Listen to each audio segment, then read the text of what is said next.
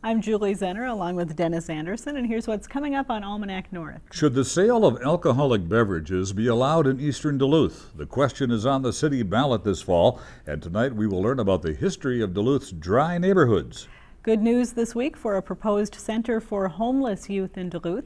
Major funding has been awarded to the project. And the local Habitat for Humanity is ramping up to have a bigger impact on the affordable housing market. These stories, the business news, and more coming up on Almanac North.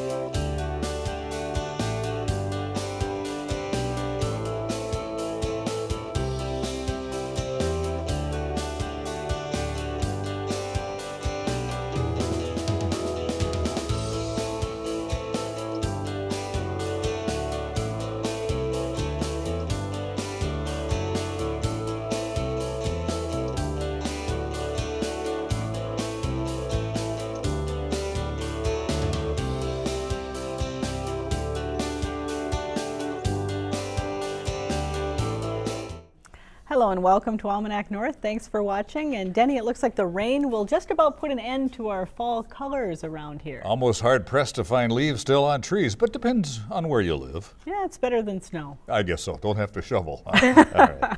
Oh, we have some good topics tonight, so let's get started. All right. Thank you very much, Julie, and welcome everyone. Though several attempts have been made to repeal the law, the sale of alcoholic beverages has been banned in the Duluth neighborhoods of Lakeside and Lester Park since 1891. Now, next month, the residents of Duluth will again be asked to vote on whether eastern Duluth should remain dry. While the vote is advisory in nature, it would be the first step in repealing the state law banning alcohol sales. So, joining us now is Duluth author and historian Tony Dierckins, who has written a series of fascinating articles on this issue for his website, zenithcity.com. Tony, welcome back. The simple question is, why did East Duluth remain dry while other neighborhoods did not? Well, it dates back to the 1880s when they were developing Lakeside and Lester Park. The early pioneers, led by William Sargent, the son of George Sargent, who used to own New London. William inherited all that property. It was undeveloped. And they decided to form two communities, Lakeside and Lester Park. Sure. Most of these folks were wealthy Protestants. And back in the day, that was the temperance movement. It was led by the Protestant church, and it was sweeping across the country, gaining steam, and it eventually led to Prohibition. So when they formed their community, they said, well, instead of fighting this down the line, because the Anti-Saloon League was being, let's just establish this law now. So Lakeside actually became a city. Lakeside and Lester Park became the city of Lakeside in 1891. And the state law that created the city had this provision in it. So in 1893, when Duluth annexed the community, the law stood. The law came along with it. In fact, in the annexation papers, it says that the Common Council, today's City Council, may not change this law, and it dates back to that. So this is why the state legislature has to get involved in exactly. any change We can't out there. turn over the law here in Duluth, and that's why it's an advisory vote. What can happen is, based on the votes, each city councilor decides how he or she would like to vote, and if it passes, what they can do is pass a resolution to ask our legislative delegation to go down to St. Paul to repeal the law. Once that happens, then it has to be, once again, come back to the city council. Are we going to have this happen? And then once that's in place, it would be limited to the commercial district on Superior Street and not within 400 feet of a church or school. There were previous attempts to overturn the law. Yes. Tell us about the effort back in 1973 and 74. Yeah, and that came on the heels of redistricting. We spent from the 1960s to 1973 trying to redistribute our liquor licenses throughout the city. They'd been focused in a couple of areas that created boweries and other areas of blight. We eliminated that with urban renewal. By 1973, everything, you couldn't buy liquor in Duluth Heights or Piedmont or a 1 mile radius around the UMD campus, right? So all these places, one by one, and finally in 1973, the city council said, we can have liquor sales in commercial districts throughout the city except for Lakeside and Lester Park. And in 1973, city council brought it up. They passed a resolution on a city or on a local referendum, just Lakeside, and Mayor Boo vetoed this because in 1967 we had voted should each neighborhood have the right to vote for itself? And the city, a 2-to-1 margin, overwhelmingly said no, it should be up to the city council, because it took the power away from the city government. So Boo, citing that, vetoed it back then. Still, Senator Sam Solon attached it to a bill in the 74 legislature. Ralph Doty, who was representing Lakeside at the time as a senator, lobbied against it, and it was a 28-28 tie, and it lost because it needed a vote of 34 to pass. Close calls all around, because when it got to be 2007, 2008, it came within one vote. One vote, again, and this goes back to 2007. There was a vote on a resolution, passed 6-3. City councilors passed it, and Mayor Bergson, acting on some misinformation and misbelief, vetoed the law, saying we'd made a promise to a certain number of individuals at one point, which was untrue.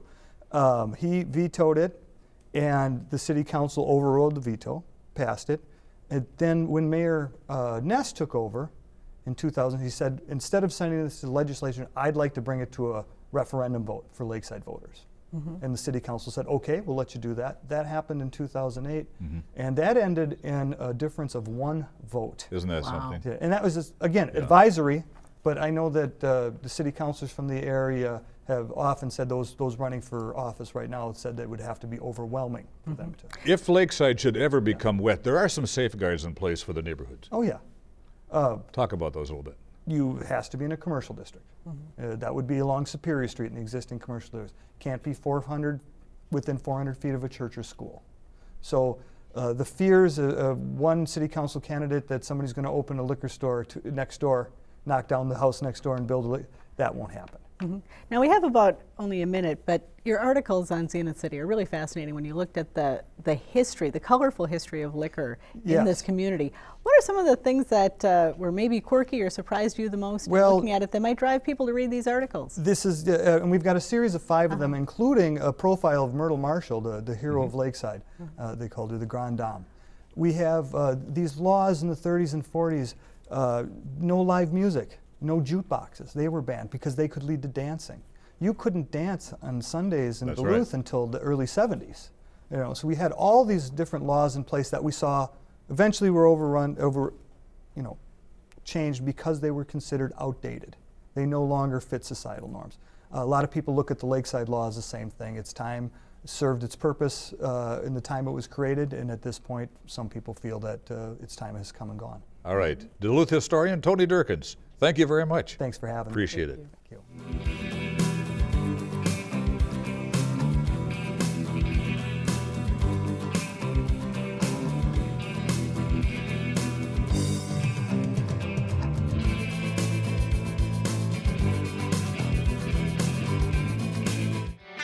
Now, let's dig into our news file archive for a look at what was making news 25 years ago this week.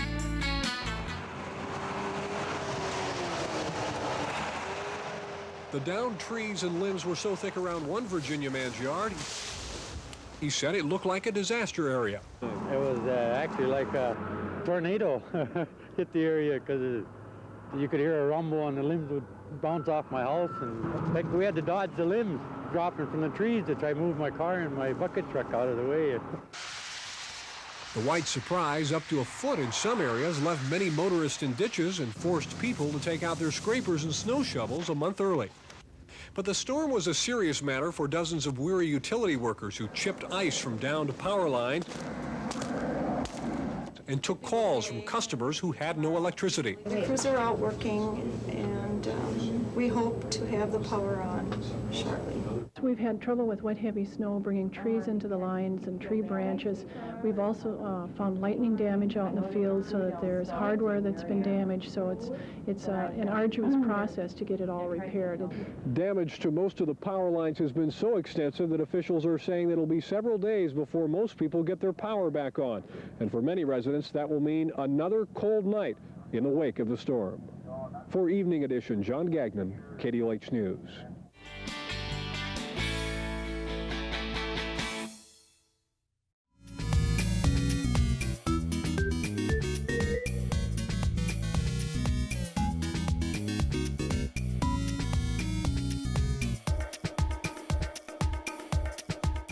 Recent statistics show that over 100 young people in the Duluth area are homeless on any given night.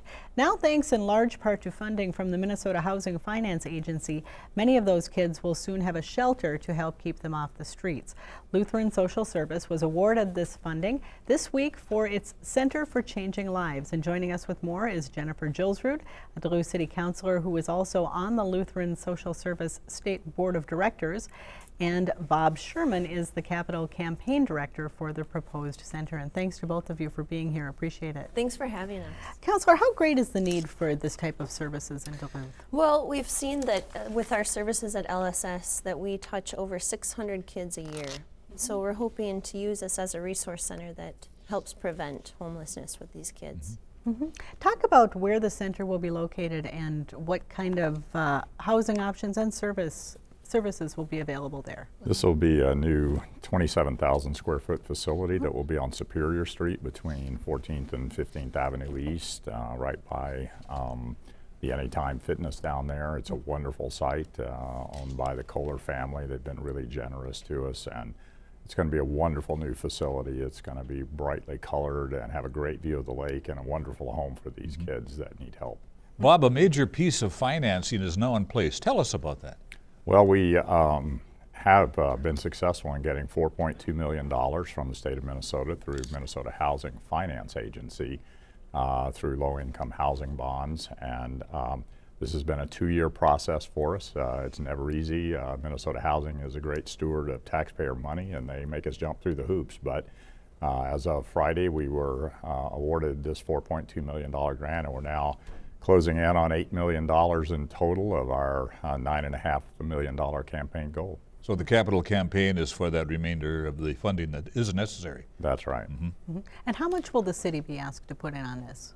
It's actually just a pass-through at the federal level. We have two $200,000 grants that'll be moved through the Community Development Block Grant and then the Home Grant.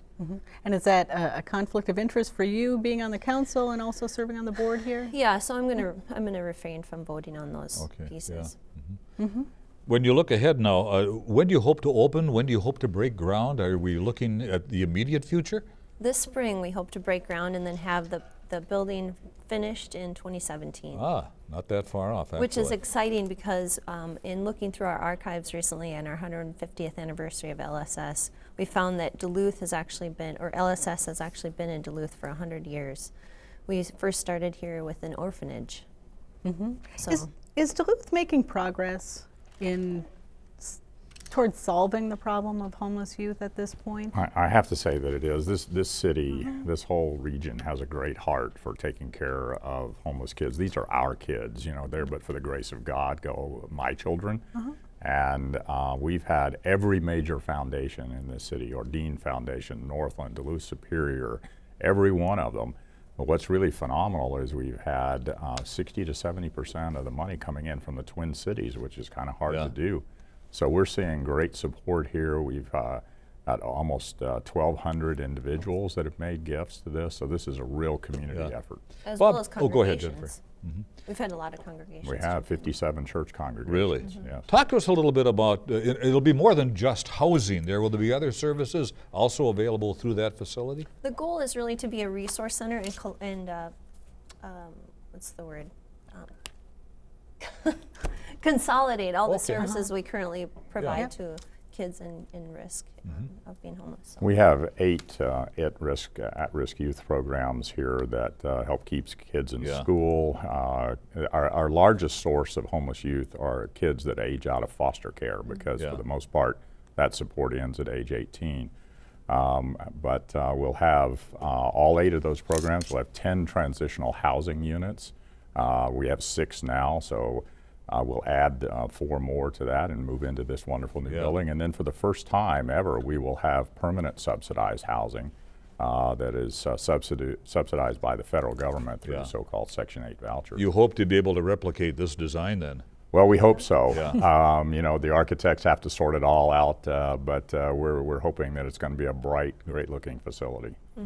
Why is it so important to reach these young people at an early age and really get them on the right track before they wind up homeless for a long time? Well, we're hoping to prevent chronic homelessness in adults. So, and this is a great way to, this is a great area for us to focus our energy and our time and attention is on kids. There are a lot of unstable adults in the community, and they sometimes have kids, and so it's our responsibility as a community to help show them love and give them some of the strong guidance that they need. That's right. There's a continuum of care that's needed to keep young people from becoming chronically homeless. So we have St. Louis County, CHUM, ourselves, and many other organizations working together to do that. But our mission is to end homelessness before these kids end up being out on the street for 20, 30, 40 years. Sure. And I was just at the police station yesterday hanging out with the police officers and talking with our drug task force officers. And I see those numbers and the statistics of the people using drugs, and I know that there are children attached to those numbers, and they need help. They're more than numbers, they're names and faces. Yeah. And again, your timeline for getting this built and open? Well, we're going to raise the rest of the money in the next 3 to 6 months. We're going to break ground in the spring, and it's about 11 months construction, so that's when we'll be ready. So if people are wanting to get involved, they can still be a part of the campaign. We still have about $1 million to go, and they can go to our website, or they can call Bob or make a donation to LSS. Absolutely. All right. Thank you so much for coming. Jennifer, and talking about Bob, it. Congratulations. It's a pleasure. Thank you both.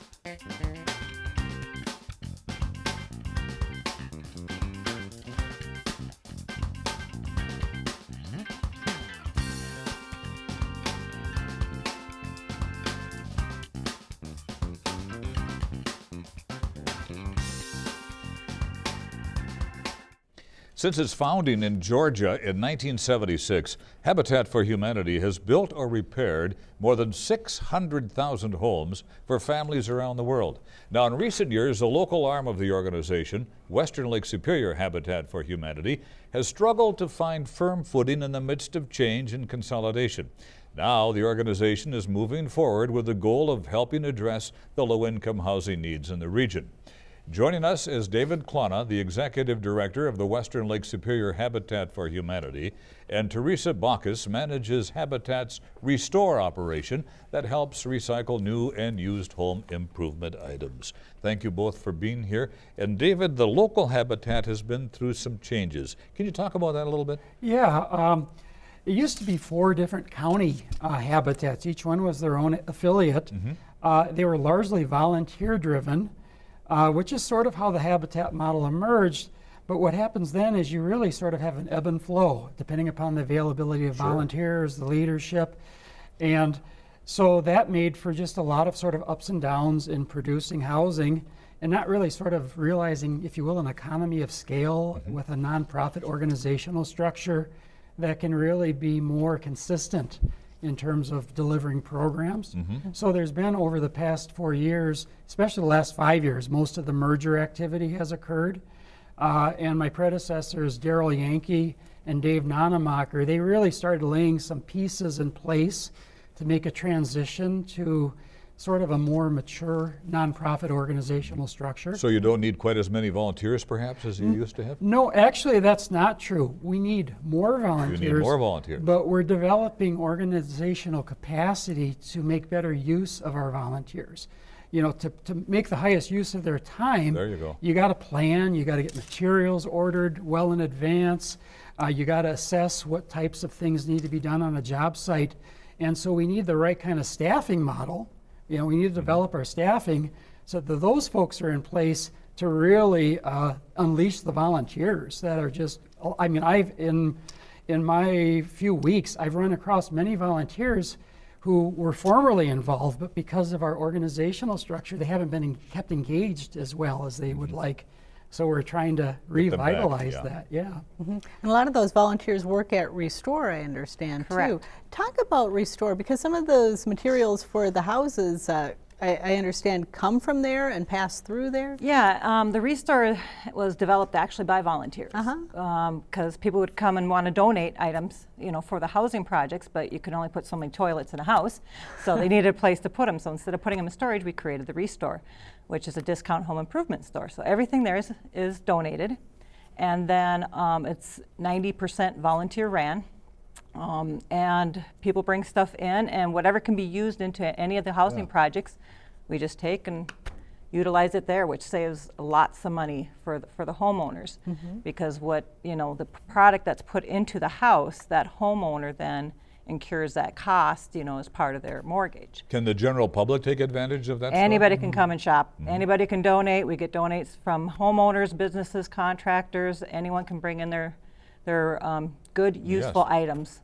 And it helps the whole community save lots of money. I'm heading up to a friend's house Sunday afternoon up the North Shore, whose wife's been on him like, you got to clear out this trailer full of stuff, and it's like floor joist hangers and hardware, and I mean, it's amazing the kinds of things that we get in and that are, you know, needing a home for reuse. David, it's green. It's a nice green concept. It is. David, everybody is familiar with Habitat for Humanity as an organization, but they might not know just the mechanics of how a house comes together in a region like ours. Kind of explain the process, how it works. Well, one of the neat things about Habitat is, on the one hand, it's international, but it really works hard to customize to the local needs. So building new, I mean, that's sort of what people typically think of, and that sometimes is a great way to go. Cost of new construction, as we know, is very high. What we're finding in our community is some new builds, but also some rehabs. City of Duluth, 200 condemned housing properties, a need for 4,000 affordable housing units. Some of those are candidates for rehabilitation. We also have had some success moving houses. Super One, for example, a couple of years ago, when they built their new store in the east end of Superior, there were 2 houses that are now occupied by Habitat families, and there's some potential for us to do some more house moves next year. So how does a potential homeowner apply for Habitat for Humanity? Sure. Well, yeah, there is it's a very careful process to see if there's a partnership, because this is not a giveaway program. I understand. There is a very serious expectation of a partnership. The family is engaged in, you know, providing sweat equity, for example. So that's one of the criteria. Can you provide 400 hours of sweat equity? Can you service a mortgage? We have what's like a flywheel. We have a mortgage portfolio from our Habitat homes, the income from which every month comes in. So Habitat owns the mortgage? We own the mortgage. We have a servicer that, you know, does the administrative piece of that. We just put that in place, in fact. But that mortgage portfolio drives the flywheel of building more homes. What's really neat is these families, they're part of that. They're partners in providing more housing to other families in our communities. So, you know, it's very powerful. And I was thinking of Bob and Jennifer with those homeless youth. Part of it is engaging families before their kids go down that path toward homelessness. You know, it's really easy to sort of go on a downward spiral economically, but once you cross that threshold of multi-generational poverty, extremely hard to rise back above that threshold. So we try to intervene with the families that are in that 30 to 60% of area median income. We sort of have a niche there. It's not homeless, but it's not market rate, because our mortgages oftentimes are for less than the full value of the house because of the volunteered labor, the contributed materials. Now, I understand you have an event coming up. Yes, we do. We try to keep it interesting. One of the events that we do is called an Artastic Social. And we've done this 4 times before. And it's a great way to show a repurposing of the materials that get donated. Some people throw out some old chairs or, you know, an old door. And it's like, nope, we hop on Pinterest and it brings up a whole bunch of different ideas to how we can recreate these things. So on November 19th is going to be an Artastic Social. And what it is anybody in the community can come in, find something they want to recreate, repurpose within the store, and then they donate their time and talent, and then they bring that item back for the social to be auctioned off. And all the proceeds from the auction then go to Habitat to help fund our mission. And it's a great event. I mean, we have a Halloween event also? Yep, that's this one. Yeah, the Tragic Tale of the Timber Beast, which is a partnership between Habitat and the Northern Expressions Art Collective and a number of businesses in our community. And that is when? That is Halloween Day proper on the 31st. And what's really neat about it, it's an anti-bullying theme. It's about this lumberjack who nobody likes and gets lost. Well, all the best. Hope you have a success with it. Thank you. Thank you. David, Teresa, thank you very much. Thank you. It's been great being here, folks. Thank you. All right.